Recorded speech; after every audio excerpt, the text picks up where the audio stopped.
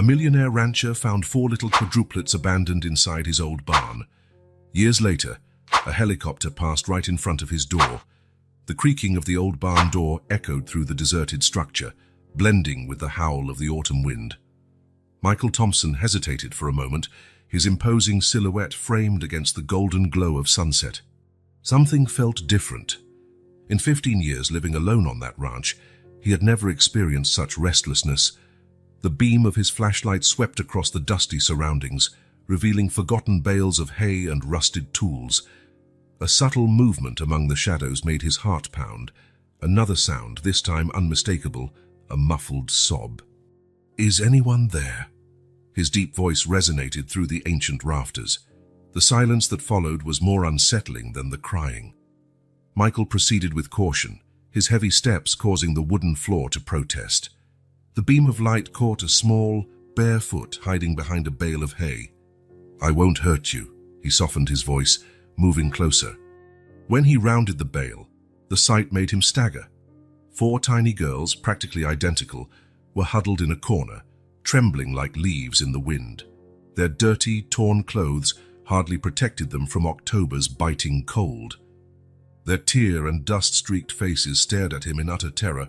Michael lowered his flashlight, trying to appear less intimidating. His mind spun in search of an explanation. Quadruplets? Here? How? Why? The questions crowded his mind as he tried to process this surreal scene. "Hello, little ones," he tried again, crouching to their level. "You must be cold." One of the girls, the one who seemed braver, clutched her sisters tighter. Her green eyes, though fearful, held a defiant spark. The other 3 hid behind her as if seeking protection. Michael slowly removed his coat, extending it toward them. He could see them shivering even in the dim barn light. "Take it," he offered, leaving the coat on the ground and backing up a few steps. Long seconds passed before the brave girl, whose name he would later learn was Sophie, reached out a trembling hand and pulled the coat over her sisters as best she could. One of their stomachs growled audibly in the tense silence, and Michael felt his heart tighten. How long had they gone without eating? Who would abandon 4 children so small? "You must be hungry," he remarked gently. "I have hot chocolate and cookies in the house, and a nice warm heater too." The girls glanced at each other, a silent communication passing among them. The temperature kept dropping, and even under his coat they continued to tremble. "I won't force you," Michael continued, "but it's getting really cold here. You can come with me to the house, warm up and eat something. Then we can decide what to do, all right?" The green-eyed girl, Sophie, whispered something to her sisters. One of them shook her head no, but another, the one he would later know as Claire, pointed to her own belly with a sad little pout. Michael stayed put, letting them make the decision. His mind was already calculating the next steps. He would have to call the police, obviously, but something about this scene disturbed him profoundly. The fear in the girl's eyes didn't seem to be just about a stranger in front of them. It was something deeper, darker. Sophie finally stood, still keeping her sisters close. Her chin quivered, but there was resolve in her gaze. "Do you really have hot chocolate?" Her voice was just a whisper, but to Michael it sounded like a small miracle. "Yes, I do. And I can make more if you'd like." One by one, the other girls stood as well, supporting each other. Michael noticed how they carefully avoided looking at a particular corner of the barn, where an old blanket was folded alongside a few empty food wrappers. "How long have you been here?" he couldn't help asking. Three nights," replied another of the girls, Anne, as he'd later learn, her voice barely audible. Michael felt a wave of anger rise in his chest. 3 nights. Alone. In the cold. He forced himself to keep a neutral expression, not wanting to scare them even more. "Well, let's fix that," he said, maintaining a firm yet gentle tone. "You're very brave. You know that. Now let's go inside, because this cold is no joke." They moved like a small flock of frightened birds, always together, always touching, as if afraid of being separated. Michael led the way, lighting the path with his flashlight, his heart heavy at the sound of their hesitant steps behind him. As they walked along the trail leading to the main house, he watched the stars begin to dot the darkening sky. Somewhere out there, someone had abandoned 4 children to their fate, Somewhere, someone believed they didn't deserve protection, love, care. The porch light turned on automatically as they approached, and he heard the little ones sigh in unison. The two-story house, its stone walls and illuminated windows, must have looked like a castle to them in that moment. Michael climbed the porch steps and opened the door, feeling the welcoming warmth inside envelop him. He turned to the girls, still standing at the foot of the stairs, hesitant. "Welcome," he said simply, extending his hand. Sophie was the first to climb, immediately followed by her sisters. When the last one, Marie, crossed the threshold, Michael sensed something shift in the air. An invisible decision had been made, though he wasn't sure what yet. What he did know, with a certainty that frightened him, was that he would never forget that night in the barn, the night when 4 lost little angels arrived at his door, forever changing the course of his solitary life. The aroma of hot chocolate filled the kitchen as Michael watched the 4 girls gathered at his solid oak table. They drank greedily from oversized mugs, leaving little chocolate mustaches above their small lips. Between sips, they devoured cookies as if there were no tomorrow, cheeks puffed out like tiny chipmunks. The scene might have been almost comical if it weren't for the lump in his throat. 15 years of running one of the largest ranches in the region had not prepared him for this. The phone on the wall seemed to beckon him. Just one call to the police and everything would be solved. It was the correct procedure, the legal, expected step. So why did his fingers refuse to dial? "More chocolate," he offered, noticing how their mugs were nearly empty. Sophie, the group's natural leader, nodded shyly, and her sisters followed suit. As he served more chocolate, Michael studied the details now visible in the kitchen light. Their clothing wasn't just dirty, it was far too thin for the season, as if it had been hastily chosen. Their tangled brown hair, though messy, showed signs of a relatively recent professional cut. And there was something in their mannerisms, in the way they held their mugs, suggesting they came from a refined background. These were not street kids. "Can you tell me your names?" he tried again, taking a seat at the table. The girls exchanged anxious looks before Sophie answered, "I'm Sophie. They're Claire, Anne, and Marie. Those are very pretty names," he said, noticing how each girl reacted to hearing her own name. "And where's your mom?" The silence that followed was deafening. Marie dropped a cookie, tears filling her eyes. Claire immediately embraced her sister, while Anne lowered her gaze into her mug. "We don't have a mom anymore," Sophie finally replied, her small voice burdened with a pain far beyond her 4 years. Michael felt his heart tighten. "What about your dad?" The terror that washed over their faces felt like a punch to his stomach. All 4 shrank at once, as if the word dad itself was a threat. "We're sleepy," Sophie abruptly announced, clearly closing the subject. Michael nodded, understanding. Sure, I'll set up a place for you to sleep." Within 15 minutes, he had transformed his downstairs office into a makeshift bedroom. Extra mattresses from the guest room were laid side by side, covered with fresh sheets and warm quilts. A small lamp cast a soft glow, and he made sure to show the girls where the nearest bathroom was. The little ones settled close together, forming a nest of intertwined limbs beneath the covers. Michael noticed how they positioned themselves, Sophie on the edge, almost guarding them, Claire and Anne in the middle, and Marie nestled safely at the center. "I'll be upstairs if you need anything," he said gently. "Just call." He left the door slightly ajar, letting a sliver of hallway light spill in. Upstairs in his room, he sat at the edge of the bed, his head in his hands. What was he doing? How crazy was it not to call the authorities immediately? But then the images returned, the terror in their eyes when the word dad was mentioned, the way they protected one another, the untold story behind their abandonment in the barn. Something was deeply wrong here, and an inner voice told him that involving the authorities immediately might be catastrophic for the girls. He needed time. Time to understand, to earn their trust, to uncover the truth, and most importantly, time to ensure they were safe, no matter what decision he made. The sound of tiny footsteps in the hallway interrupted his thoughts. He opened the door to find Anne standing there, clutching a corner of the quilt with her fingers. "I can't sleep," she whispered, her big eyes pleading for understanding. Michael knelt to meet her gaze. "Do you want me to tell you a story?" Her face lit up a little, and soon her sisters appeared as well, like silent shadows in the hallway. Minutes later, they were all back in the improvised bedroom. The girls nestled on their mattresses while Michael, seated in a nearby armchair, told them a story about 4 little birds who built a nest in a magic tree. One by one, they succumbed to sleep, their breathing growing soft, their small bodies finally relaxing for the first time in days. Michael stayed there, watching them sleep under the gentle light of the lamp. A decision crystallized in his heart as he observed their peaceful faces.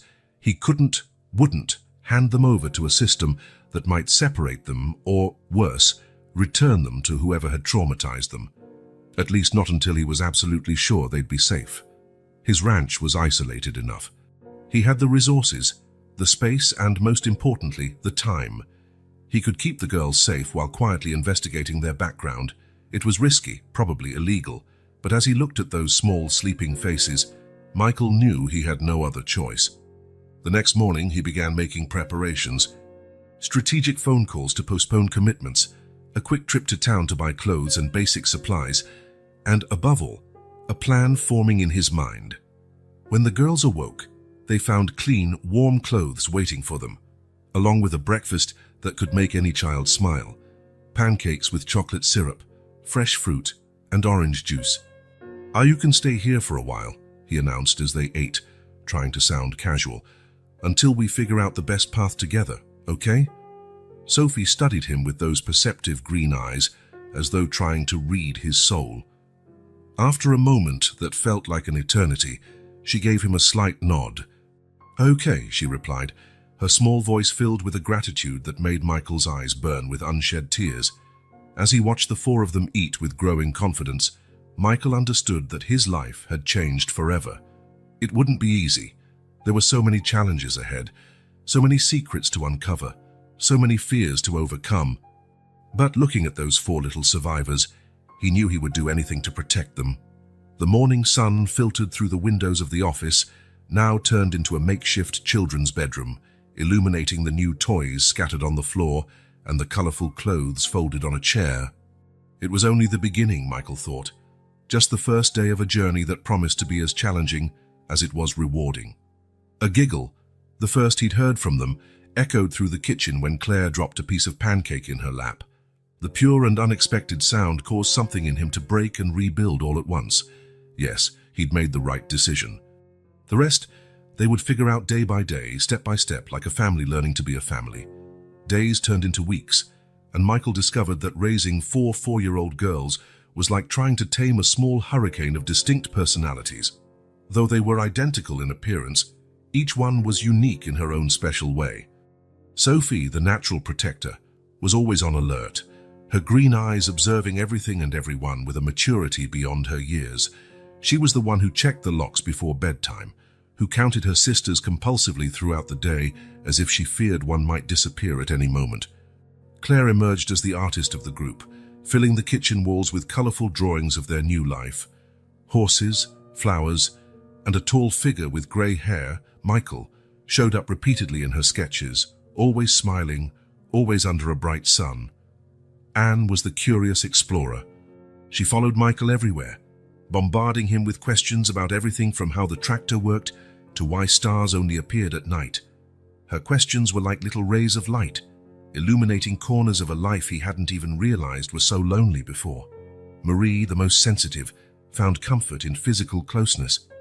Whenever something scared her, a distant thunderstorm, an unexpected noise, she would run into Michael's arms, burying her face in his chest until the world made sense again. One particularly peaceful afternoon, as he watched them play in the enclosed garden he had built just for them, Michael realized his heart was completely conquered. He couldn't imagine the ranch without the sound of their laughter, without their small shoes scattered around the house, without the bedtime stories that now shaped his nightly routine. "Michael!" Sophie's voice brought him back to the present. She held a somewhat wilted daisy, fiddling nervously with its petals. "Are you going to be our dad now?" The question caught him off guard, making his heart skip a beat. Before he could answer, Marie approached as well, her big eyes brimming with hope. "Our other father was mean," she whispered, and the air seemed to freeze around them. Michael knelt in the grass, aware that this was a pivotal moment. "Do you want to tell me about him?" All four gathered around him, as they always did for important moments. Claire grabbed Anne's hand, and Anne began to tremble slightly. "He yelled a lot," Sophie began, her tiny voice carrying heavy memories. "And sometimes he hurt Mommy." "She cried in secret," Anne added, eyes fixed on the ground. "In the big closet." Michael felt a wave of anger swell in his chest, but he kept his expression calm. "And where is your Mommy now?" "She went away," Claire answered, silent tears rolling down her cheeks. "The man in black took her." The pieces of the puzzle began to fit together, though the picture they formed was too grim for Michael to contemplate right then. Instead, he opened his arms, and the four girls nestled against him, like chicks seeking protection. "I'm here now," he promised, his voice husky with emotion, "and nobody will ever hurt you again." The days that followed brought a new routine to the ranch. Mornings started early, with breakfasts made together. Michael discovered that the girls loved helping in the kitchen, especially when it involved making pancakes. Then came the educational activities he improvised, determined not to let them fall behind in their development. Afternoons were filled with playtime in the enclosed garden, stories read under the big tree he had planted years ago, and occasionally supervised visits to the pasture to see the horses, always careful to avoid areas visible from the main road. At night, after dinner and bath time, which inevitably ended with more water on the floor than on the girls, it was everyone's favorite time: bedtime stories. Michael discovered he had a natural talent for inventing tales, always starring four brave princesses who fought dragons and saved kingdoms. The isolation that once weighed on him like a cloak of loneliness now served as a protective shield for his improvised family. The ranch, with its vast fields and dense woods, provided a perfect refuge from the outside world. Even so, Michael knew they couldn't stay an island forever. At some point, the past would come knocking. For now, however, he focused on healing invisible wounds with love, patience, and constant presence. One night, as he tucked the girls into the beds that now properly belonged to them, decorated with glow-in-the-dark stars on the ceiling, Sophie grabbed his hand. "Do you promise not to go away?" she asked, her green eyes gleaming in the dim light. "I promise," he answered without hesitation, his heart overflowing with love for these little warriors that fate had placed in his path. "Then you're our dad now," she declared with a child's simplicity, as though it were the most natural thing in the world. Michael felt warm tears stream down his face as he kissed each of their foreheads. "Yes," he whispered, "I think I am." That night, sitting on his porch under a starry sky, Michael Thompson, once known only as the lonely rancher of Serenity Meadows, realized he had found his true purpose in life.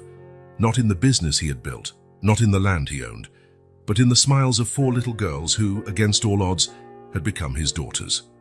The gentle wind carried the scent of wildflowers and the distant sound of crickets, familiar symphony that now held a brand new meaning. Somewhere out there, he knew, there were still unanswered questions and lurking dangers. But here, in this moment, there was only love, protection, and the certainty that once certain bonds are formed, they are too strong to break. Months passed like pages of a book swept by the wind, and Serenity Meadows blossomed with a life it hadn't known in a long time. The girls' laughter echoed through the hallways like music, filling each once empty corner with the joy only children can bring. Michael watched in amazement as his little wildflowers developed. The fear that once inhabited their eyes gradually gave way to a quiet confidence, though occasionally he could see shadows from the past dancing in their gazes. One Sunday morning, as they were preparing breakfast together, a sacred ritual now, the sound of a car on the main road made everyone freeze instantly. Claire dropped the spoon she was holding, the metallic clang shattering the tense silence. "To the cellar," Michael commanded softly, using the code they had established for situations like this. In seconds, the four disappeared through the hidden door under the kitchen rug, descending into the safe space he had painstakingly prepared. Down there, colorful pillows, books, toys, and a flashlight ensured the place wouldn't feel scary. It was only the mail carrier delivering a package, but the incident served as a reminder of the constant danger that loomed over them. Once the girls emerged from the cellar, Michael gathered them in the living room. "You were very brave," he praised them, noting how Sophie kept her sisters close. "Let's review our safety plan, okay?" Anne raised her hand, always the first to speak. "No open windows at the front of the house. Play only in the backyard," Claire added, nervously twisting a strand of hair. "And if anyone asks, we're your nieces," Marie said quietly. Michael felt his heart tighten. He hated the need for so many secrets, so much fear. But until he completely understood the danger they faced, he had no choice. "That's right," he confirmed, hugging them. "And you know why we do all this? Because we're a family," Sophie replied confidently, "and families protect one another." That night, while tidying up the kitchen, Michael found one of Claire's drawings. It showed a big house with dark clouds overhead, 5 figures, 4 small, 1 tall, holding hands. In the corner of the page, almost imperceptible, was a 6th figure, shaded in black, watching from afar. "Claire," he called gently, showing her the drawing when she entered. "Want to tell me about this?" The girl shrank a bit, her eyes fixed on the floor. "Sometimes I dream about him," she whispered, watching through the bedroom window. Michael knelt down, pulling her into a tight hug. "They're just dream, sweetie. No one can hurt you here."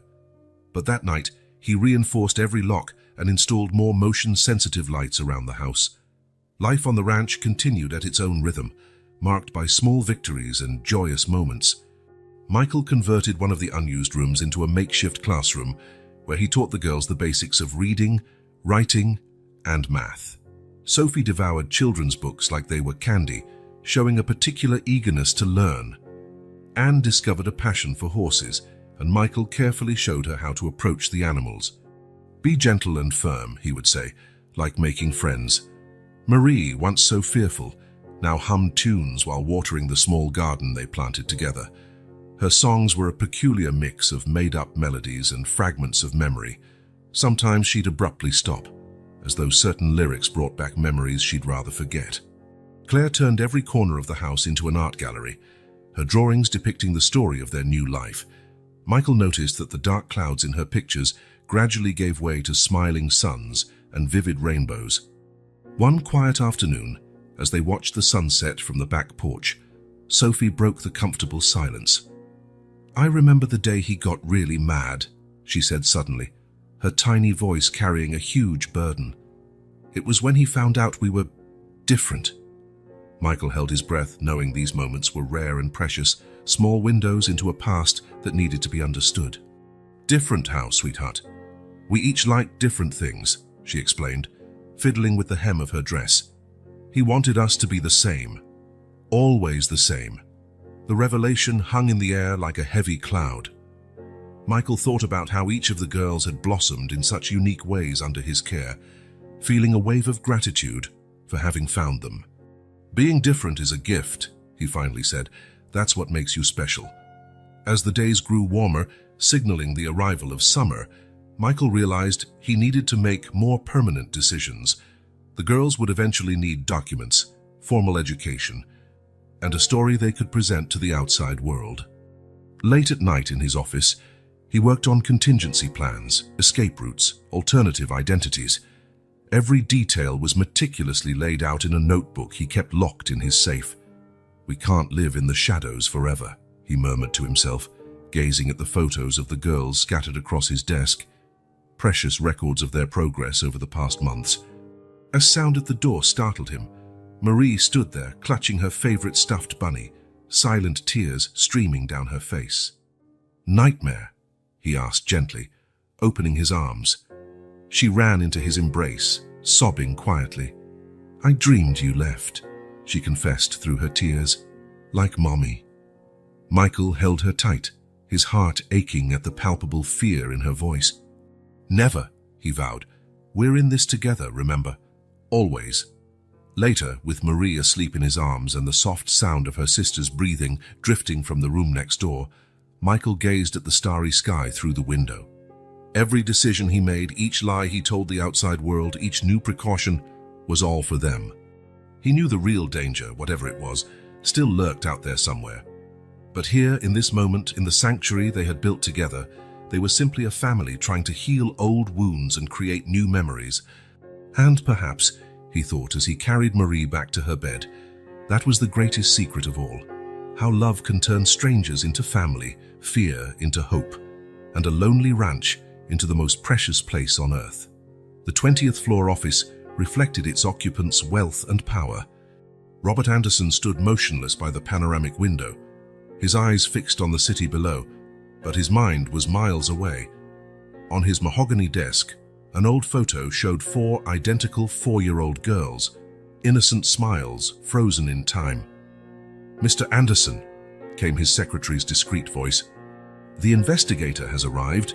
Robert straightened his silk tie, an automatic gesture betraying his anxiety. "Send him in." Marcus Drake entered with cat-like quiet, his experienced eyes taking in every detail of the room. A middle-aged man with grey at the temples, wearing a well-tailored but unremarkable suit, precisely the type who blends easily into a crowd. "Mr. Anderson," he greeted with a brief nod. "I read the file you sent." Robert gestured for him to sit. "And? Honestly," Drake paused, choosing his words, "it's the most intriguing case I've seen. 4 girls vanished 9 years ago without a trace. No bodies, no concrete leads. It's like they just evaporated. But people don't simply evaporate," Drake continued, leaning in slightly. "Especially not 4 children. Someone helped them. Someone with resources, intelligence, and, most importantly, a motive." Robert slid a thick envelope across the desk. "This is just the beginning. Find my daughters, Mr. Drake. Money is no object." In the countryside, spring painted Serenity Meadows in vibrant colors. Sophie, now 13, practiced archery in the training area Michael had built just for her. Her long brown hair was braided neatly, her concentration absolute as she took aim. Claire, on the other side of the field, captured the scene in her sketchbook, her quick, confident strokes showing years of practice. Her artistic talent had flourished under the private teachers Michael carefully hired and brought to the ranch. Inside the house, Anne was immersed in her science books, preparing for yet another online competition under a pseudonym, one of the ways Michael found to nurture her thirst for knowledge without exposing her to the outside world. Marie, the most musical of the 4, played piano in the music room, her notes flowing through the house like water. Michael watched his daughters from his favorite porch, his heart brimming with pride and apprehension. They had grown so much, each developing unique talents and personalities that could no longer be contained within the ranch alone. Miles away, Marcus Drake commenced his methodical investigation. In a modest hotel room, maps and documents covered the walls. His trained eyes connected invisible dots, constructing a web of possibilities. Rural region, isolated, large properties, significant financial resources, he murmured as he worked. A list of wealthy ranchers began to take shape in his notebook. His initial visits to the region were discreet. A tourist interested in farmland, a researcher studying local agricultural patterns, carefully crafted roles to avoid suspicion. In a local diner, between sips of lukewarm coffee, he got his first real lead. "Thompson? Oh yeah, the recluse rancher," the bartender commented, wiping a glass absently. "He's lived on that huge property for about 20 years. Hardly comes to town now, he sends employees to do all the shopping." "Always been that way?" Drake asked casually. "Actually," the man frowned, thinking, "he used to be more sociable, changed about, let me think, 9-10 years ago, around the time he adopted those nieces of his." Drake kept his expression neutral, though his heart pounded. "Nieces? Quadruplets, so they say. Never seen 'em myself, but folks talk. Sad story, word is the parents died in an accident or something." Back in his hotel room, Drake added new notes to his investigative web. Michael Thompson, wealthy rancher, behavioral shift coinciding with the girl's disappearance, 4 adopted nieces. In his Manhattan office, Robert Anderson received the first updates with a mixture of hope and dread. After 9 years of fruitless searching, He finally had something concrete to go on. "We need absolute certainty," Drake instructed over the phone. "No rash moves. If they really are the ones—" "Understood, Mr. Anderson. I'll keep watching quietly." Unaware of the approaching storm, the girls at the ranch celebrated another secret birthday. Michael had transformed the barn, where it all began, into a magical space adorned with lights and flowers. 13 years, he murmured, watching his daughters dance and laugh. Sophie grabbed his hand, pulling him onto the makeshift dance floor. "The best dad in the world deserves to dance at the party," she declared with a smile. Later, after the celebration, Michael made his usual nighttime rounds around the property when he noticed something different. Fresh tire marks on the dirt road leading to the ranch, where there normally wasn't any traffic. His instincts, sharpened by years of constant vigilance, raised silent alarms. That night, he updated all security protocols and reinforced instructions to the girls. "Just normal precautions," he assured them, not wanting to alarm his daughters. But as he watched them go upstairs to bed, a familiar weight settled in his chest. In his hotel room, Drake organized his findings. Satellite images showed the expanse of Serenity Meadows, its elaborate security measures, the employees' routines. Everything pointed to a meticulously designed operation to keep something or someone hidden from the outside world.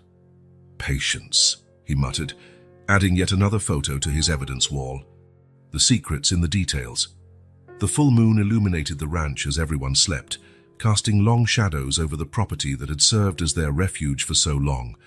Somewhere in the darkness, the past and present were converging silently, preparing for an encounter that would forever change the fate of everyone involved. Marcus Drake had learned in 20 years of investigation that the best-kept secrets left invisible traces to the untrained eye. He focused on those tiny details as he slowly drove around the road that encircled Serenity Meadows. His rented car, an ordinary model that drew no attention, pulled over on the shoulder.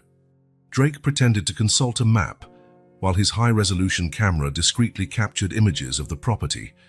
The security system was impressive: strategically placed cameras, electrified fences disguised as ordinary fencing, motion sensors concealed as landscaping lights. "No one invests this heavily in security without a good reason," he murmured, making notes in his notebook. At the local diner, where he spent his mornings drinking coffee, he carefully cultivated his persona as a writer, researching the area's history. People loved to talk, especially to someone who seemed genuinely interested in their stories. "Old Thompson's always been private," said Rosa, the middle-aged waitress, refilling his coffee. "But he changed a lot after those nieces showed up. They say it turned him into a different man." "How so?" Drake asked casually, taking a sip. "Before, he was all work, numbers, business. Now," she smiled, nostalgic, "sometimes I see him in the music store or buying art supplies. Who'd have thought that tough man had such a soft side?" Back in his hotel room, Drake organized all the information, photos, interviews, public records. Everything pointed to a drastic change in Michael Thompson's lifestyle around the same time the Anderson girls disappeared. His preliminary report to Robert Anderson was thorough. Strong circumstantial evidence. Thompson completely altered his routine 9 years ago. Significant spending on security, homeschooling, varied equipment. 4 girls, matching the approximate age of the Anderson children, live on the property. Extremely protected, never appear in public. Anderson's reply was immediate. "Continue." "I need visual confirmation." The opportunity arose during a regional agricultural fair. Through his sources, Drake knew that Thompson rarely attended public events, but this fair was too important for his business. Positioned strategically with his camera, Drake waited patiently. His heart nearly stopped when he finally saw them. 4 teenage girls leaving an exhibit tent in a hurry, accompanied by a tall man with gray hair. They moved quickly, like shadows, but he managed to snap a few photos. That night, in his room, he compared the images with old photos of the Anderson girls. The resemblance was undeniable. Even after 9 years, the distinctive features remained. The shape of their eyes, the outline of their faces, their posture. His phone rang at 11:47 p.m. "Mr. Anderson? Positive confirmation? It's them." On the other end, The silence was deafening.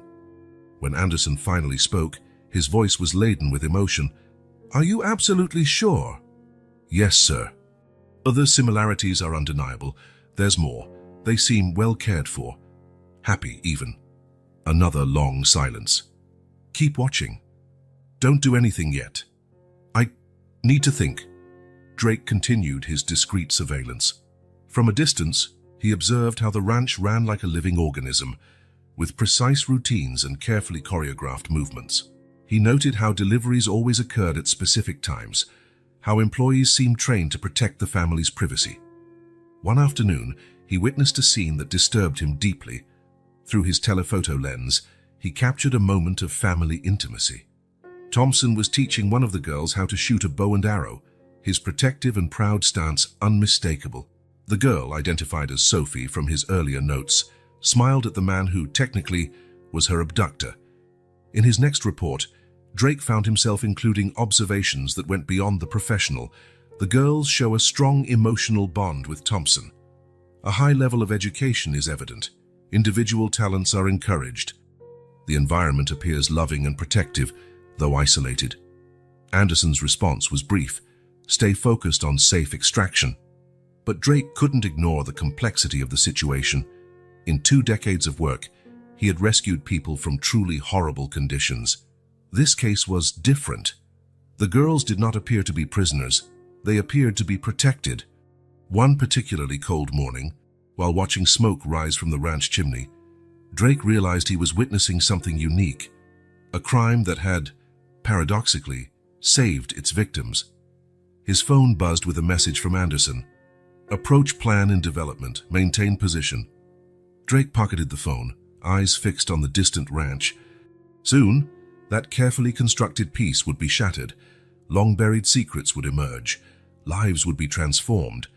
And for the first time in his career, the investigator wasn't sure which side of the story he was truly on. Night fell on Serenity Meadows, the stars shining as silent witnesses.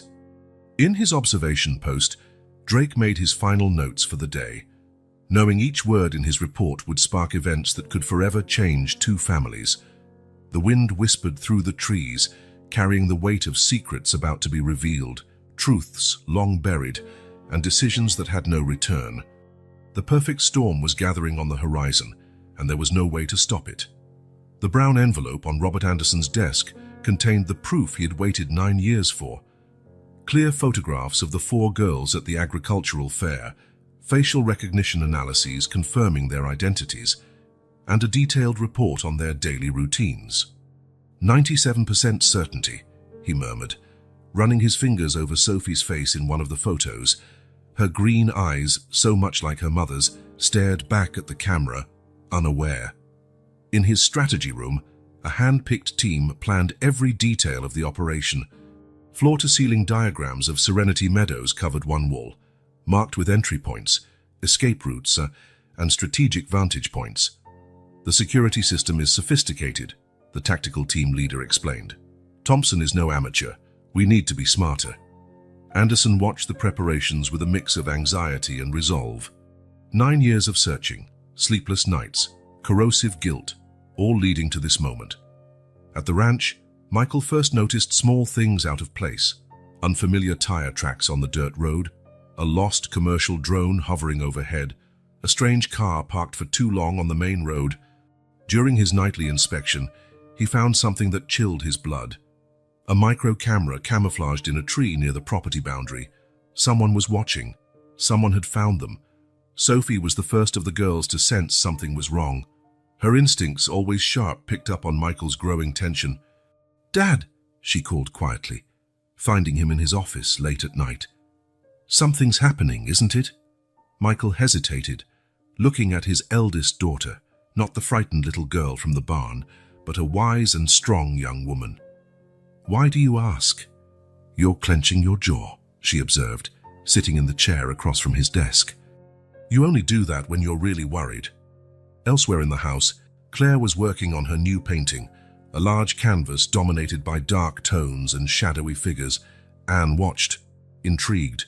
"It's different from your other work," she noted, studying the tense brushstrokes and unsettling shapes. Claire set down her brush, contemplating her piece with a distant look.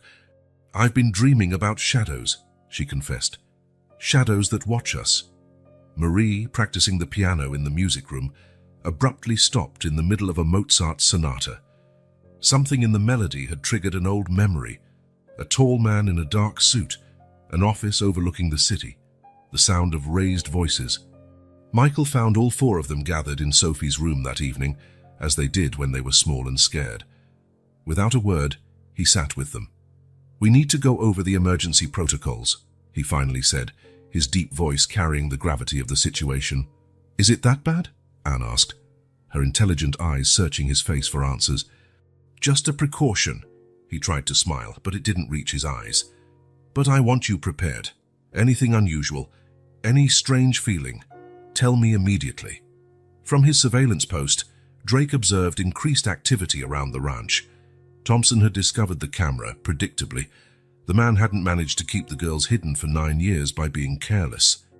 His phone buzzed with a message from Anderson. "Team ready, waiting for an opportunity window." In the Manhattan strategy room, the tactical team finalized the last details. A helicopter was on standby, medical teams alerted, legal documents prepared. "Remember," Anderson instructed, "they're frightened teenagers who may react unpredictably. Maximum caution." Michael discreetly reinforced the ranch's security. New sensors were installed, escape routes reviewed, emergency supplies checked. Years of paranoia had resulted in an almost foolproof system. Almost. Sophie found Marie silently crying on the back porch one afternoon. "What is it?" "I remembered her today," Marie whispered. "Mom." "Why didn't she look for us, Sophie?" Sophie hugged her sister, feeling that familiar weight of responsibility. "We have Dad now," she replied, but her voice betrayed a new uncertainty. Claire continued painting her dark canvases, each more disturbing than the last. Anne buried herself in her books, as though the answers to her unrest lay in the pages of quantum physics and astronomy. Michael watched them, his heart heavy. 9 years of building a life, protecting them, loving them, and now it felt like everything was slipping through his fingers like sand. One night during dinner, the emergency phone rang, a line that had never been used before. The night watch staff reported suspicious movement at the property's edge. "Safe room! Now!" Michael ordered, his voice calm but firm. The girls moved with the practiced efficiency of years of training, disappearing through predetermined paths as Michael checked the security cameras. It was only a wild animal, but the incident put everyone on edge. "I can't lose them," Michael murmured to himself that night, gazing at the stars from his porch. "I can't." Receiving constant updates about movements around the ranch, Drake understood the noose was tightening. Thompson knew something was coming. "The element of surprise is compromised," he reported to Anderson. "He knows something's going down." Anderson gazed at Manhattan's skyline through his panoramic window. On his desk, the old photo of the girls seemed to stare at him in reproach. "Doesn't matter," he decided. "We've waited long enough." The atmosphere at the ranch grew heavier each day, charged with unspoken fears and premonitions. The girls stayed closer to one another, sensing they would soon need that unity. Michael did his nightly rounds more often, checking every corner, every shadow. In his office, a suitcase always ready contained essential documents, cash and 4 fake passports, his last resort.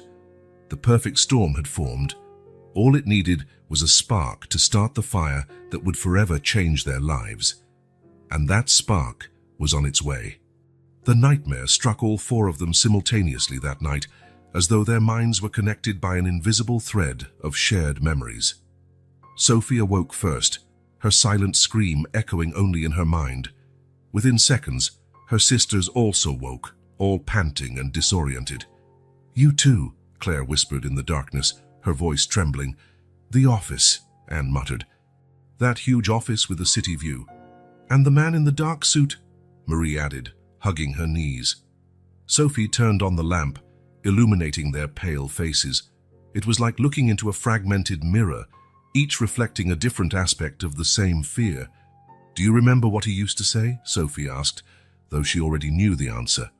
"You must be perfect," they all quoted in unison. a collective shiver running through them that had nothing to do with the night's chill.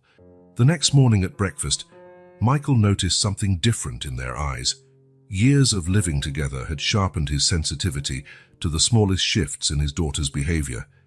"Dad," Anne began, her voice deliberately casual, "what was our other father like?" The coffee cup trembled in Michael's hand before he set it down. "Why do you ask now?" "We've been dreaming," Claire explained, her fingers nervously twisting the edge of the tablecloth. "About things that didn't make sense before, but now they feel more like memories than dreams," Sophie added, her green eyes fixed on Michael. Michael felt the weight of 9 years of secrets pressing on his chest. His daughters were no longer the frightened children from the barn. They were bright young women searching for answers. "He was demanding," he finally replied, choosing his words carefully. "He had very specific expectations for you. He dressed us the same," Marie suddenly recalled. "Always the same. Even our thoughts had to be the same." The silence that followed was heavy as lead. Michael watched them process this in their own unique ways, Sophie with a measured determination, Claire through anxious sketches on a napkin, Anne through logical analysis, Marie lost in resurfacing memories. From his vantage point, Drake also noticed the family's shifting dynamic. Through his long-range lens, he captured tense discussions, serious expressions, and longer-than-usual hugs. "Something's different," he reported to Anderson. "The girls seem uneasy. Thompson is more protective than ever, if that's possible." "They're remembering," Anderson replied, his voice thick with suppressed emotion. "It's their age. Memories are coming back." At the ranch, Claire found an old drawing in a drawer, 4 identical little girls in identical dresses, a tall man in a suit in the background, and dark clouds over everyone. "I always knew," she murmured to herself, tracing the lines with trembling fingers. "Somewhere inside me, I always knew." Anne dove into online research, protected by VPNs and secure servers Michael had installed. She looked up cases of missing children from 9 years ago, and a name caught her attention: Anderson. Marie rediscovered old melodies on the piano, songs her mother used to sing, she now realized. Each note brought back fragments of a previous life: the scent of jasmine, the sound of high heels on marble, hushed laughter in a closet. Sophie, ever the protector, watched her sisters remember and suffered in silence. Her own dreams were sharper, more detailed. She remembered the day everything changed: shouting, slamming doors, her mother crying, a dark car at night. Michael found them all gathered in the barn at dusk, the same barn where their story began. He sat among them on the hay, as he used to when they were small. "We're not your nieces, are we?" Anne asked directly, always the blunt one. Michael felt his heart clench. "No," he admitted softly. "You're not." "Why did you lie?" Sophie asked, no accusation in her voice, only a deep need to understand. "To protect you," he replied, his voice thick with emotion. "Always to protect you." Drake, watching from afar, made his final notes.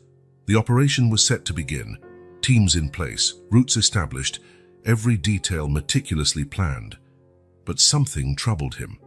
In 2 decades of work, he had never seen kidnapping victims so happy, so protected, so loved. In his Manhattan office, Anderson put the last touches on the plan. Legal documents, psychological assessments, a specialized trauma team, all ready to receive his daughters. "Tomorrow," he decided, watching the sunset turn the skyscrapers gold. "It all ends tomorrow." Night fell like a heavy blanket over the ranch. Michael discreetly reinforced security one last time, every instinct warning him that something was about to happen. The girls slept together in Sophie's room, as they did during storms. But the approaching storm brought no thunder or lightning. It brought long-buried truths, impossible choices, hearts on the brink of breaking. Michael stayed up, seated on his favorite porch, gazing at the stars. 9 years of love, care, and family, now threatened by a past that had finally caught up with them. "Dad?" Sophie's voice surprised him. She sat beside him, her green eyes shining in the darkness. "Couldn't sleep. I'm scared," she admitted. "Not of what's coming, but of losing all this, of losing you." Michael pulled her into a tight embrace, silent tears rolling down his face. "Nothing in this world can separate us," he promised. "Nothing." The wind rustled through the trees, carrying promises and threats.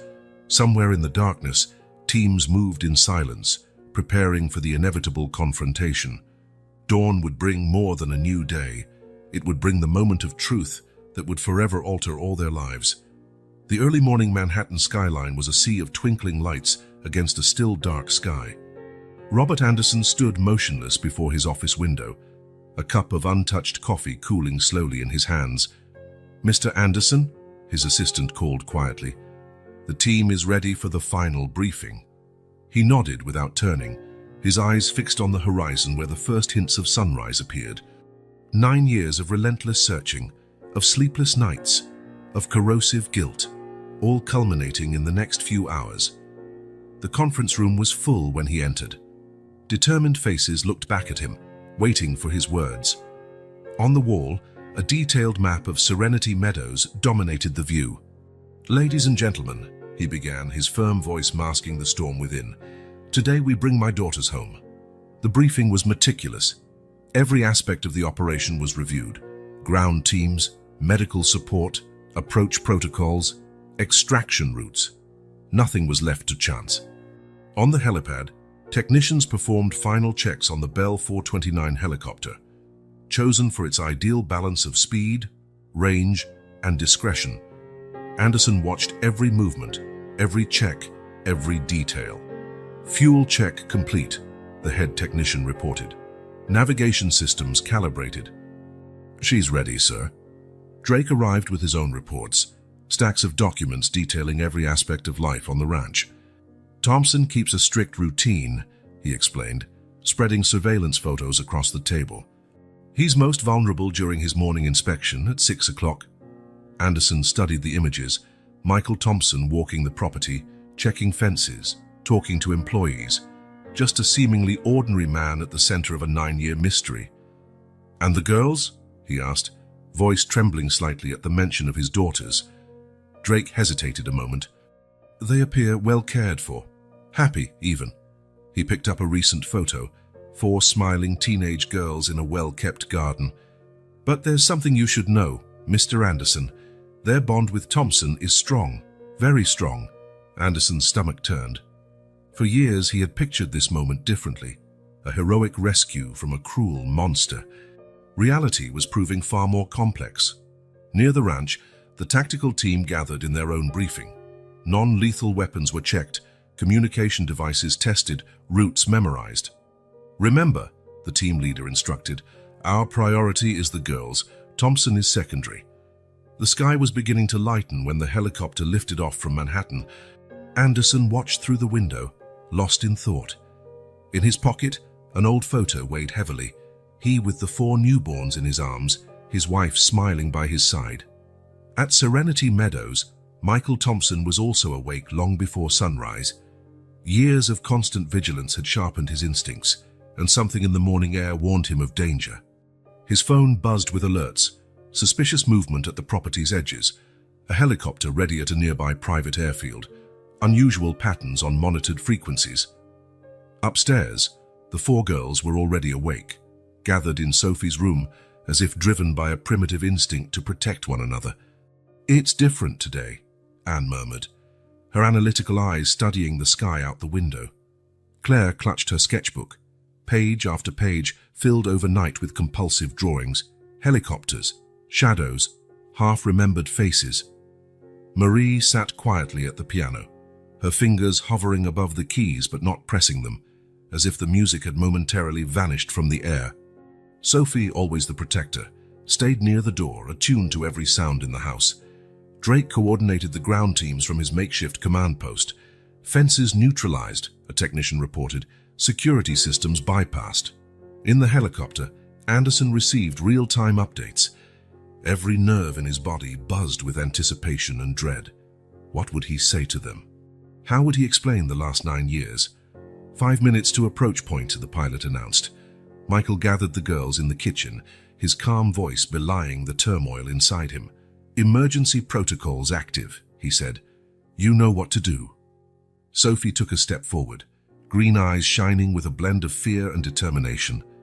"Dad," she said softly, "don't let them separate us." "Never," he promised, heart torn between love for his daughters and the weight of the secrets about to be revealed. The sound of helicopter rotors reached them first as a faint whisper, gradually growing impossible to ignore. On the horizon, the sun began its ascent, painting the sky in pinks and golds. "Teams in position," Drake said over the radio, awaiting final order. Anderson took one last look at the photo in his hand before slipping it back into his pocket. 9 years of search, guilt, determination, all converging at this moment. "Commence operation," he ordered, his voice steady despite the tremor in his hands. At the ranch, the helicopter's whirring was now unmistakable. Michael guided the girls to the safe room, each second feeling like an eternity. "Remember," he said, looking each one in the eye, "no matter what happens, you are my daughters. Always." The four embraced him all at once, just like they did as scared little girls in the barn. For a moment, they were those same lost children seeking safety in his arms. Drake and his team moved methodically across the property, years of training honed into precise, calculated motions. The helicopter landed in a field nearby, stirring up golden dust in the morning light. Anderson stepped out, each footfall heavy with 9 years of waiting. Michael Thompson stood on his porch, unarmed yet imposing. His eyes met Anderson's across the distance, two fathers linked by an invisible bond of love and loss. Inside the house, in their safe hideaway, 4 hearts beat in unison. 4 minds shared the same fear, 4 souls bound by ties stronger than blood or law. The moment of truth had arrived, bearing promises of redemption and threats of destruction. The sun broke fully over the horizon, bathing the scene in golden light, as though even nature bore witness to what was about to unfold. The morning that would change all their lives forever had begun. The helicopter's rotors tore through the early morning air, echoing across Serenity Meadows like the harbinger of a coming storm. The Bell 429 hovered over the property in careful circles, its presence a silent threat against a clear blue sky. Michael Thompson remained still on his porch, eyes fixed on the helicopter circling like a predator studying its prey. Years of preparation for this moment, yet none of it could truly brace him for what was coming. The radio in his hand crackled. "Dad?" Sophie's voice was tense. "We're all in the safe room." "Stay there," he replied, his voice steady despite the turmoil in his chest. "No matter what you hear." At last, the helicopter landed in the field adjacent to the house, kicking up a cloud of golden dust in the morning sunlight. Its doors opened, and several figures emerged in precise tactical formation.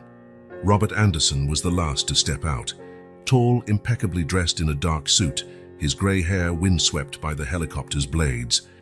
His eyes found Michael's across the distance, and in that moment, something passed between the two men, a silent understanding of what was at stake. "Thompson," Drake's voice cut through the air. "The property is surrounded. Let us in peacefully." Michael didn't immediately respond. His gaze swept the perimeter, noting the agent's positions, calculating possibilities. There was no way out, not this time. "There's no need for violence," he finally said, his voice calm despite his inner turmoil. "But you need to hear me out first." Anderson stepped forward, ignoring Drake's silent objection. "Hear you out? You stole my daughters. 9 years, Thompson. 9 years searching for them." "I saved your daughters," Michael corrected, his voice now laden with restrained emotion. "And if you storm in here with all this force, you'll only traumatize them more than they already have been." Something in his choice of words made Anderson hesitate. "What are you talking about?" Inside the house, through the sound system in the safe room, all 4 sisters listened to every word. Sophie gripped Claire's hand tightly, while Anne tried to decode the underlying meaning. Marie trembled slightly, old memories surfacing. "That voice," she whispered. "I remember that voice." Michael descended the porch steps slowly, hands open to show he was unarmed. "Mr. Anderson, before you do anything, you need the truth, all of it." "The truth is you kidnapped my daughters." Anderson moved closer, only Drake's firm arm holding him back. "The truth," Michael continued, sadness coloring his voice. is that your daughters were being destroyed, methodically, by someone very close to you." A deafening silence followed. Anderson felt his legs weaken, memories of forgotten events starting to resurface. "William," he whispered, the name of his younger brother falling from his lips like a curse. In the safe room, Sophie jolted upright. "William," she repeated, the name triggering a cascade of recollections. "Uncle Will, he hurt us," Anne finished, her voice trembling, "whenever we failed his tests." "Whenever we weren't perfect," Claire added, silent tears rolling down her cheeks. Michael pressed on, every word weighted by 9 years of secrets. William Anderson was conducting some twisted experiment on his nieces, testing limits, enforcing uniformity, punishing any sign of individuality. Anderson staggered as though he'd been punched. Fragmented memories began making sense. The girls' changed behavior, their sudden silences around William, unexplained nightmares. "How?" His voice faltered. "How did you find out?" "I was the Anderson family accountant," Michael explained. "I started noticing discrepancies in the Research Foundation's records, medical equipment, controlled substances, suspicious payments. When I dug deeper—" "The girls," Anderson completed, horror dawning on his face. "I uncovered documents about the experiments," Michael went on, voice trembling with reined-in rage. He was trying to run some kind of study on cognitive development in multiples. His own nieces were his test subjects. In the safe room, the 4 sisters clung to one another, quietly crying as the suppressed memories washed over them. Years of tests, punishments, constant fear, all packed away into a dark corner of their minds until now. "When I realized what was happening," Michael continued, "I tried to alert the authorities, but William had powerful connections, influence. No one would believe an accountant's word over a respected researcher." Anderson recalled the last time he saw his brother, a heated argument about the girls' education methods, William insisting he was only ensuring they reached their maximum potential. "So you took them," he concluded, his voice barely a whisper. "I had no choice," Michael answered, tears now flowing freely. "They showed up in my barn that night, terrified, starving, traumatized. I found out later that one of William's nurses, horrified by what she had seen, helped them escape. The tension in the air was palpable. Drake and his team held their positions, visibly moved by the revelation. "Dad?" Sophie's voice crackled through the sound system outside, freezing everyone in place. "Can we come out now?" Michael looked at Anderson, silently asking for permission. Anderson nodded slowly, still reeling from everything he'd learned. The house's doors opened, and the 4 sisters emerged, as they always did for important moments, together. They were no longer the small children Anderson remembered. They were young women, each unique in her own way. Sophie, always the leader, stepped forward. "We remember now," she said, her voice resolute despite her tears. "All of it." Anderson stumbled toward his daughters, barely able to stand. "Forgive me," he sobbed. "I should have seen. I should have protected you." Marie, always the most sensitive, was the first to move. She ran into Anderson's arms, and one by one, her sisters followed, until all 5 were embraced in a tangle of tears. 9 years of separation and pain. Michael watched with a mixture of joy and sorrow. He started to back away quietly, but Sophie called out, "Dad?" Her voice made him stop. "You're our dad too." Anderson raised his eyes to the man who had sheltered and protected his daughters when he couldn't. "Thank you," he said simply, but the word carried a world of gratitude. The sun was high now, shedding merciless light on the scene, 2 families torn apart by time and circumstance, trying to find a path to healing. Drake signaled silently for his team to pull back, recognizing that this was no longer a rescue operation, but the beginning of something far more complex. The helicopter stood motionless in the field, its blades still under the morning sun, a silent reminder of how even the most carefully laid plans can be transformed by truth and love. And in the midst of it all, 4 sisters held on to each other as they always had, their hearts beating in a shared rhythm of hope and healing, knowing that from this moment on, nothing would ever be the same. And perhaps that was exactly what they all needed.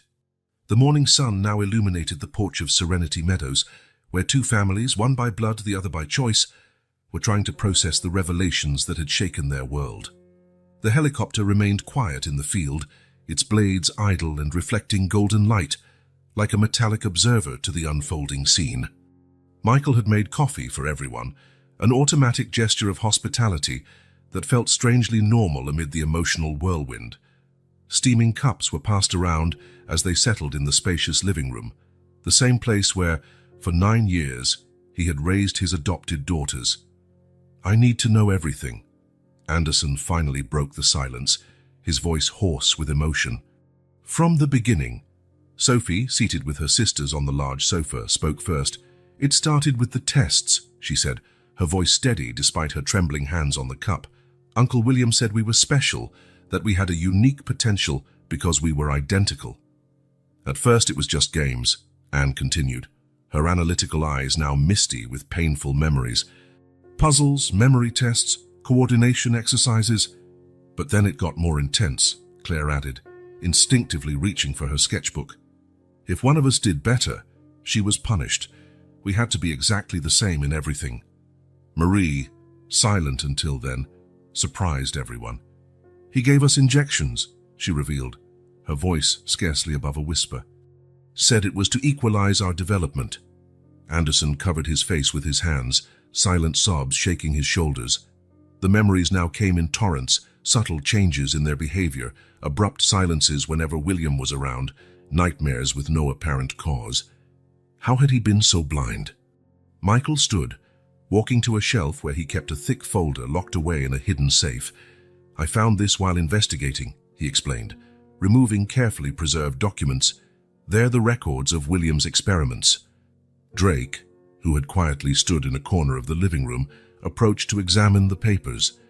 Not even his years of investigative experience could have prepared him for the meticulously documented horror. "He was obsessed with the idea of nature versus nurture," Michael said, voice trembling with controlled anger. "He wanted to prove he could program genetically identical individuals to behave in a perfectly uniform way. The injections were different blends of neurotransmitters," Anne deduced, her scientific mind piecing it together. "He was trying to manipulate our brain patterns." Anderson lifted his gaze, horror flooding his features. "So the research foundation, those neuroscience investments, all of it was for this?" "He used the foundation's funds to bankroll his private experiments," Michael confirmed. "When I started spotting discrepancies in the books, I followed the money trail. That's how I found out." "Why didn't you come to me?" Anderson asked, a hint of accusation in his tone. "I tried," Michael replied softly. 3 times I set up meetings to talk about serious irregularities. 3 times William intervened, assuring it was just accounting errors." Sophie stood abruptly, crossing the room to the large window overlooking the garden. "I remember the day we decided to run," she said, her reflection in the glass showing a distant expression. "Marie fainted after one of the shots. Claire couldn't stop vomiting. Anne had a high fever. The new nurse, Sarah, helped us," Claire recalled. "She saw what was happening and couldn't bear it. She brought us here," Anne added. "Said she knew someone who could protect us." Michael nodded slowly. "Sarah found out about my investigation. She knew I was trying to expose William when she showed up at my office that afternoon begging for help." "You didn't hesitate," Marie finished softly, stepping toward the man who had become her second father. "How could I?" Michael replied, tears now rolling freely down his cheeks. "You were just terrified little girls who needed protection." Anderson rose, approaching his daughters. "What happened to Sarah?" A heavy silence followed. Michael answered, "Car accident 3 months later. Never proven, but—" "William." Anderson spat the name like a curse. The sisters moved closer to each other by instinct, a habit formed by years of mutual protection. None of the adults missed the significance of the gesture. "What happens now?" Sophie asked, her voice bearing the weight of a responsibility she had always carried for her sisters. Anderson looked at his daughters, not the small children he remembered, but strong young women, each with her own personality, dreams and fears. The price of the uniformity William had tried to enforce now seemed even more monstrous. "That's up to you," he finally said. "It always should have been up to you." Michael took a step toward the door, but 4 simultaneous voices stopped him. "No, you're our dad too," Claire declared through tears. "You saved us, protected us, loved us when we were broken. You let us be different," Anne added. "Taught us it was okay to be unique. You gave us a home," Marie said softly. "A family." Sophie looked directly at Anderson, her green eyes shining with resolve. "We can't choose between you, we won't." Anderson felt his heart squeeze with a mix of pain and pride. His daughters had grown into exactly what William had tried to prevent, individuals strong enough to make their own choices. "You don't have to choose," he said, surprising everyone. Turning to Michael, he added, "You did what I couldn't, protected them, loved them, let them grow. Separating them from you now would be cruel and wrong." Dracus, who had been silently observing, cleared his throat. "Technically, Mr. Anderson, as their biological father, you have legal rights." "Legal rights don't make a family," Anderson interrupted. "Love does, protection does, sacrifice does." He turned back to the girls. "And you clearly have all of that here. But we want you back in our lives too," Sophie said gently, "now that we know the truth." "And you will," Anderson promised. "We can build something new, something better. All of us." Michael looked at the man he had feared for 9 years, seeing him now in a different light. "The ranch is big enough," he offered. "There's a guest house that could be renovated." A tentative smile curved on Anderson's lips, the first in a long time. That would be good." The 4 sisters glanced at each other, a silent conversation passing between them as it always did in important moments. Then all at once they opened their arms to form a circle that included both Michael and Anderson. The sun was now high in the sky, its rays streaming through the windows and painting golden patterns on the floor. Outside, the helicopter seemed out of place, a symbol of confrontation in a moment of reconciliation. Drake made a discreet signal for his team to withdraw, understanding that his presence was no longer needed. This was no longer a rescue mission, but the start of a long-overdue healing process. As the tactical team quietly left, the 4 sisters remained in the center of the living room, still embracing their 2 fathers. There was much to be resolved, many wounds to heal, many adjustments to make. But for now, in that fragile, precious moment of peace, it was enough to know that love, in all its complex and unexpected forms, had triumphed over fear and the obsession with control. Somewhere out there, William Anderson was still a shadow to be faced, but that battle would wait for another day. Today was a day for truth, choices, and above all, the kind of love that turns strangers into family. The courtroom was as silent as a cathedral before a storm. William Anderson, once a respected researcher, now sat alone at the defense table, the weight of the charges against him seeming to shrink his once imposing presence. Robert Anderson watched his younger brother from the other side of the courtroom, a tempest of conflicting emotions churning inside him. Next to him stood Michael Thompson, solid and protective beside the 4 girls, now young women, who had changed their lives forever. "Are all parties ready to proceed?" Judge Edwards's voice echoed through the room. The prosecutor stood, adjusting his tie. "The state is ready, Your Honor." "The defense is ready," William's lawyer responded, though his client appeared lost in his own thoughts. Sophie squeezed her sister's hands, forming their usual chain of mutual strength and support. They had agreed to testify, all 4 of them, despite the terror of reliving those moments. Anne went first, taking the stand. With her characteristic clinical precision, she described the experiments, the injections, the endless tests, the constant pressure to be absolutely uniform. "He said we were his greatest project." Her voice wavered slightly. "That he would prove nature could be completely dominated by science." Claire brought her drawings as evidence, years of trauma captured in lines and colors, documenting her journey from terror to healing. Marie spoke of the songs that had been forbidden, how each unique note was seen as a threat to the uniformity he demanded. When Sophie took the stand, her green eyes locked onto William's for the first time in 9 years. "Why?" she asked simply, her voice carrying the weight of years of unanswered questions. William stirred in his chair, seeming to age decades in mere seconds. "May I speak, Your Honor?" The judge nodded, and William rose slowly. "You were perfect," he began, his voice breaking. "Four identical beings. A unique opportunity to prove my theory. I lost control. The obsession consumed everything." "What theory?" Robert demanded, unable to contain himself. William turned to his brother, tears now flowing freely. "Emily, do you remember Emily? Our twin sister who died at birth." A murmur rippled through the courtroom. Robert visibly paled. "Mom never recovered," William continued. "She always said it was wrong for one twin to survive alone, that I should have been more like her. I spent my whole life trying to understand why we were different, why we couldn't be perfectly identical. So when my daughters were born—" "Four identical girls," Sophie finished softly, recognition dawning in her eyes. "Your chance to fix what you thought was broken." "I went mad," William admitted, collapsing into his seat. "The obsession with uniformity, the fear of individuality. It all came from my own unresolved trauma." Robert stood abruptly, decades of repressed memories flooding back.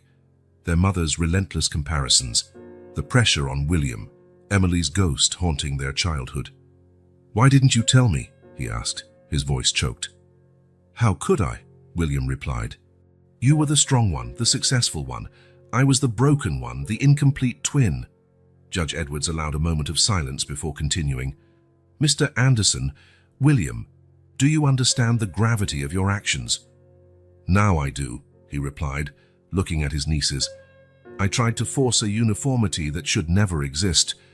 I nearly destroyed 4 precious lives because of my own demons." Michael watched as each of his adopted daughters processed the unfolding revelations. Claire sketched furiously in her notebook. Anne took meticulous notes. Marie whispered a quiet melody, and Sophie, ever the rock, held it together for everyone. The sentence was handed down. William would undergo psychiatric treatment in a high-security institution combined with prison time.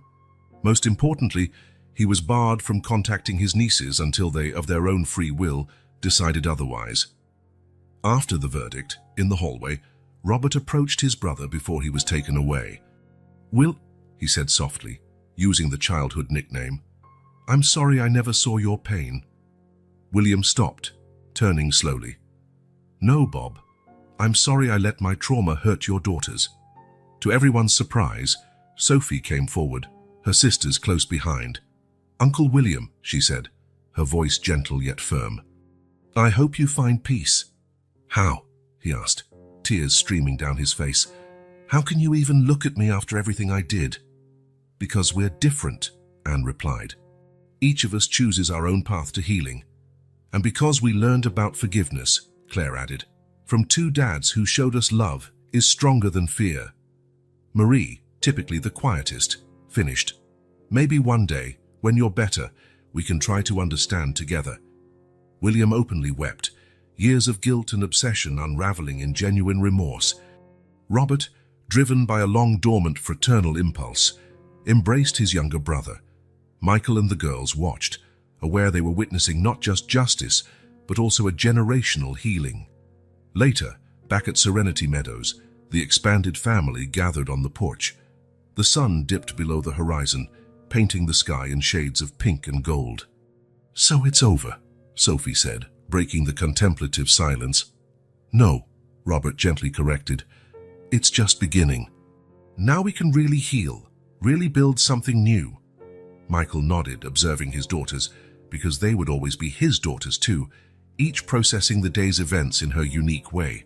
Claire was already sketching the courtroom scene, Anne organizing notes on generational trauma, Marie composing a new melody on the piano, and Sophie, at last, allowing her ever-present guard to relax. The judge's decision was clear. Custody of the girls would be shared between Robert and Michael, an unprecedented arrangement acknowledging the unique complexity of their situation. Serenity Meadows would remain their primary home, with Robert moving into the renovated guest house to be closer. "We're quite the family," Marie remarked, a gentle smile on her lips. "We're a perfect family," Sophie corrected, "precisely because we're all different." The sun finally set, but the coming darkness no longer brought fear. Stars began to appear in the sky, each shining with its own unique light. just as every member of this extraordinary family shone in their own special way. Truth had been revealed, justice served, and love in all its complex, imperfect forms had triumphed over fear and the obsession with control. In the distant barn, where it all began, a solitary light glowed like a beacon of hope, reminding everyone that sometimes the greatest treasures are found in the most unexpected places, and that second chances, when offered with love, can heal even the deepest wounds. Spring arrived at Serenity Meadows, bearing more than blooming flowers. It brought the first supervised visits from William Anderson. After 18 months of intensive psychiatric treatment and therapy, he had made enough progress for the girls to agree to try rebuilding some form of relationship.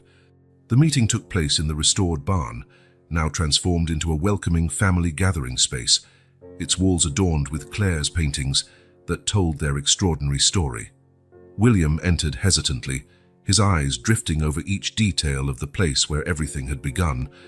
Sophie was the first to approach, her green eyes studying her uncle with a mix of caution and compassion. "Welcome," she said simply, offering a tentative but genuine smile. Tears in William's eyes said more than words could express. One by one, his nieces came forward, each in her own way. Anne with carefully prepared questions about his therapy, Claire with a portrait she'd painted of him during the trial, Marie playing softly a composition she'd created just for the occasion. Robert and Michael watched the scene side by side, their old suspicions replaced by a solid partnership, forged in their mutual love for these four extraordinary young women. "I never thought we'd get here," Robert murmured quietly. Michael smiled, watching how their daughters, because they would always be their daughters, led the reconciliation with a wisdom beyond their years. They taught us more about love and forgiveness than we ever could have imagined. Serenity Meadows had undergone a transformation in recent months. The guest house, now renovated, was Robert's home. Michael's old office had become an art studio for Claire, its walls lined with canvases documenting her journey from darkness to light.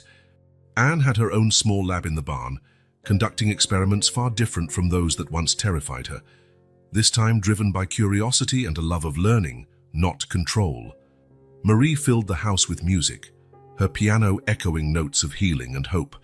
Sophie, forever the protector, could finally breathe easy, confident her family was safe and united. "Remember the day you all got here?" Michael asked during that evening's dinner, the large kitchen table comfortably seating the whole expanded family. "Scared and hungry," Claire recalled, a soft smile curving her lips as she doodled on her napkin's edge. "And look at you now," Robert said proudly. "Strong, independent, unique." William, who had remained quiet, found the courage to speak. "I'm sorry I never saw before how beautiful your differences were. What matters is that you see it now," Anne replied pragmatically, adjusting her glasses like she did when she was emotional. Daily life settled into a natural rhythm. The girls divided their time between their two fathers, though the ranch remained their primary home. Robert spent his days working from the office in the guest house, always available when they needed him. William, though still living at the clinic, gradually took part in more family events through supervised visits and joint therapy sessions. His obsession with uniformity had given way to a genuine interest in discovering each niece's unique personality.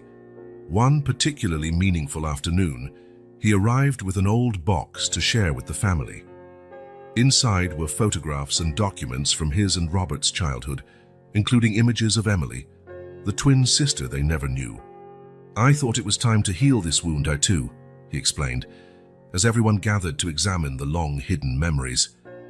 To everyone's surprise, Marie felt a special connection to Emily's story. "She lives on a little in each of us," she said softly, "not because we're the same, but because we're all part of the same family." Summer brought more positive changes. The garden Marie tended with such care bloomed into an explosion of diverse colors, a living testament to the beauty of individuality. Anne was accepted into a prestigious science program, her research focusing on how trauma affects brain development. Claire held her first art exhibit, her canvases portraying a story of transformation that moved everyone who saw it. Sophie, ever the natural leader, began volunteering for organizations supporting traumatized children, turning her personal experience into help for others. One starry evening, The family gathered on the porch as they often did. The night air carried the scent of jasmine from Marie's garden, and gentle piano music drifted from the house. "For you know," Michael began, his voice thick with emotion, "when I found you girls in that barn, I thought I was saving 4 frightened little girls. But you were the ones who saved us," Robert interjected, fully understanding what he meant. "All of us." William nodded silently, tears glistening in his eyes. Therapy had helped him understand that his obsession with control stemmed from his own fear of being different, of being incomplete without his twin sister. Sophie looked around at her sisters, each one unique and precious. Claire with her drawings spread everywhere, Anne with a neuroscience book in her lap, Marie silently tracing a melody in the air with her fingers. "We are quite the family," she said, echoing the words they had said so many times before, but with a deeper meaning now. "A perfectly imperfect family," Anne corrected with a grin. The sun dipped below the horizon, casting the sky in pink and gold. In the distant barn where it all began, a soft light glowed, not a symbol of fear and hiding anymore, but a beacon of hope and fresh starts. Serenity. Meadows had become so much more than a refuge. It was a living testament to how love can heal, how differences can strengthen, and how second chances can transform lives. As night gently settled over the ranch, sprinkling the sky with stars, each shining with its own unique brilliance, the family gathered on the porch knew they had found something extraordinary, not just healing for old wounds, but a promise of a future where love transcends blood, where differences are celebrated, and where each new day brings the potential for a brand new beginning. The barn of second chances had fulfilled its promise, transforming a story of trauma and control into one of love, acceptance, and above all, hope.